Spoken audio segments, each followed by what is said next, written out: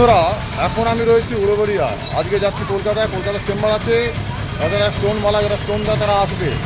ওখানে স্টোন নিয়ে তারপরে রাত্রে কয়েকটা জায়গায় দিয়ে তারপরে বাড়ি ফিরবো। কিন্তু এখন বেশি তো বাজেনি, কটা বাজবো বাপ্পা? দুটো। এখন 2:10। রোদের এত প্রচণ্ড উত্তাপ, খাওয়া যাবে না, পুরো যেন সিদ্ধ করে দিচ্ছে। তাই ভাবি আমাদের মতো ইয়ং ছেলেরা যদি এরকম হয়, তাহলে যারা বয়স্ক মানুষ, বৃদ্ধ মানুষ, তাদের কি হবে? স্টেশন যাবে, স্টেশন যাবে, স্টেশন যাবে।